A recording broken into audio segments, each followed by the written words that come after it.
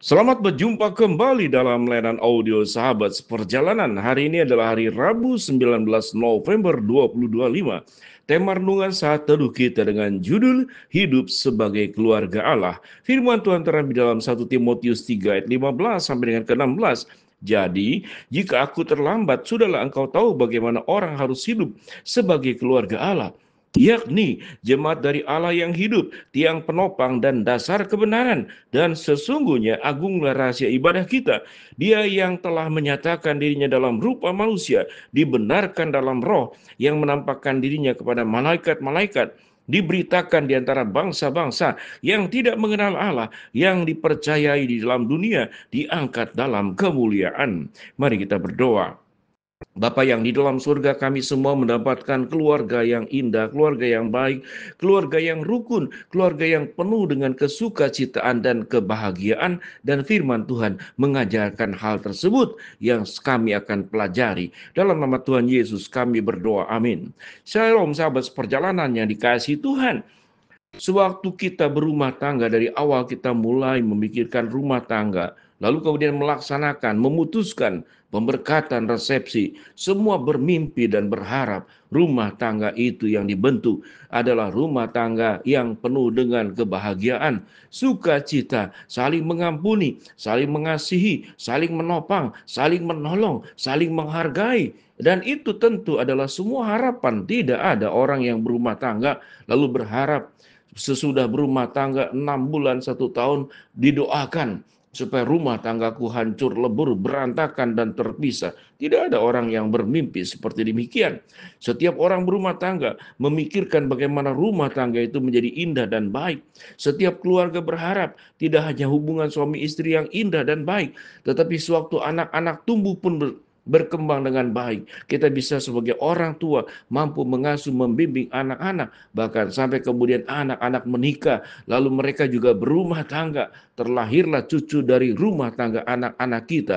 Tentu doa kita pun anak cucu hidup di dalam pimpinan dan kebaikan Allah, dan mereka hidup di dalam kerukunan. Itu mimpi semua orang.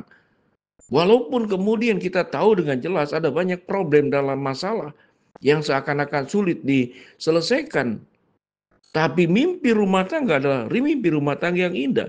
Dan kita mengatakan bagaimana menciptakan rumah tangga yang baik, yaitu hidup sebagai keluarga Allah. Jadi rumah tangga kita, baik dalam konteks dalam 1 Timotius, itu adalah jemaat gereja yang dipimpin oleh Timotius, diberikan nasihat oleh Paulus.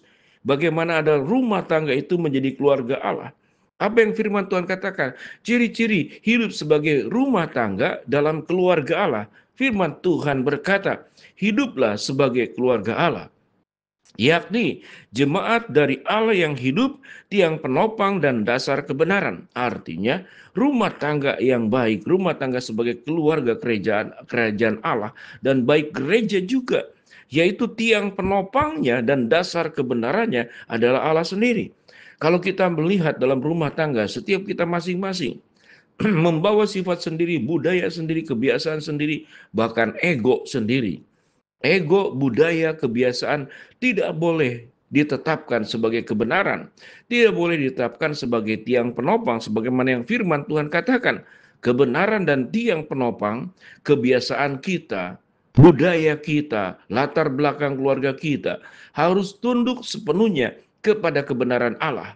Dan kita tidak boleh menjadikan ego kita sebagai tiang dalam rumah tangga, dalam komunitas gereja. Tetapi tiang itu adalah kebenaran yang berasal daripada Allah sendiri. Tatkala rumah tangga sebagai keluarga Allah menjadikan Allah sebagai tiang penopang, kebenarannya sebagai tiang penopang, sesungguhnya setiap orang itu tidak boleh saling memimpin.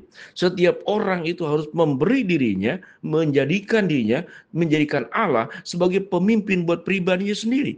Sehingga baik suami, baik istri, oma, opa, kakek, nenek, anak, cucu, mereka sesungguhnya di bawah kepemimpinan daripada firman Allah sendiri. Di bawah kepemimpinan dari penopang kebenaran, yaitu firman Tuhan sendiri.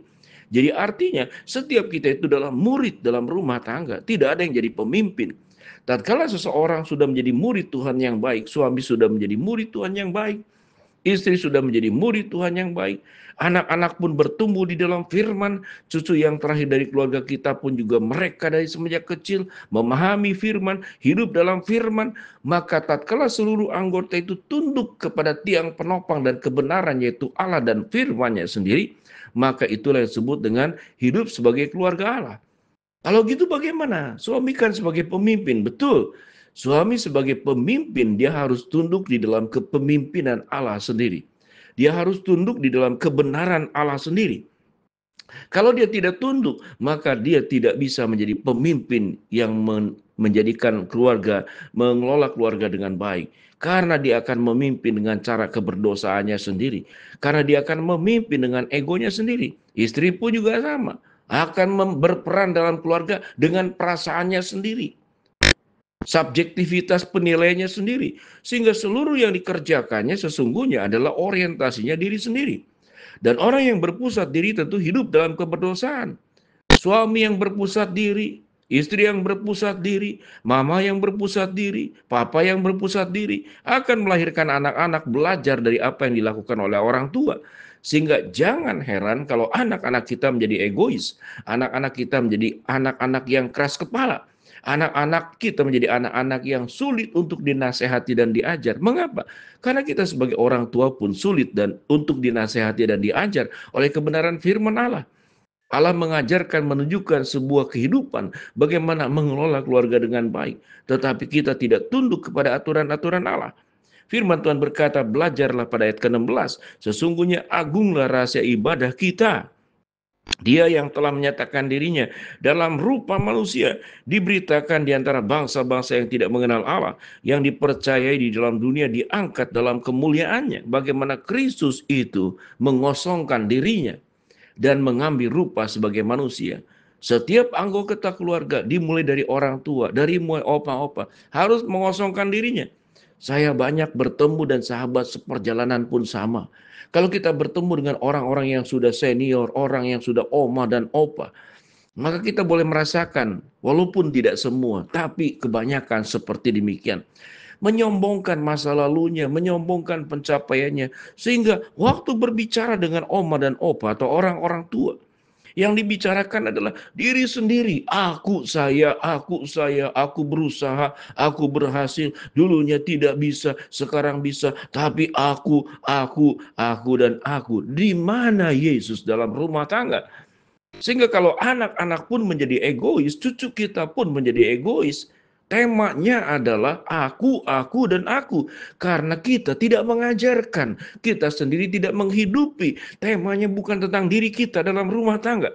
Temanya adalah bagaimana firman Allah. Dan Allah itu menjadi pusat dalam kehidupan rumah tangga. Sewaktu berkata, Tuhan berfirman, Tuhan berkata, Tuhan memimpin, Tuhan menolong, Tuhan menasehati, Tuhan mengajar, Tuhan menuntun. Pusatnya tatkala itu Allah, maka kita menjadi keluarga Allah. Jangan jadikan keluarga kita berpusat pada diri kita sendiri. Jadikanlah keluarga kita berpusat kepada Allah, sumber kebenaran dan penopang dalam rumah tangga kita. Mari kita berdoa. Bapa dalam surga, terima kasih buat kebenaran firman Allah yang kami pelajari. Hamba-Mu berdoa buat keluarga-keluarga. Ampuni segala dosa yang dilakukan dalam rumah tangga kami. Ampuni ya Tuhan seluruh kesalahan yang kami lakukan. Segala hambatan dalam rumah tangga Tuhan bukakan jalan. Doa dan harapan kami Tuhan yang kabulkan. Dalam nama Tuhan Yesus kami berdoa. Amin. Shalom, Tuhan memberkati.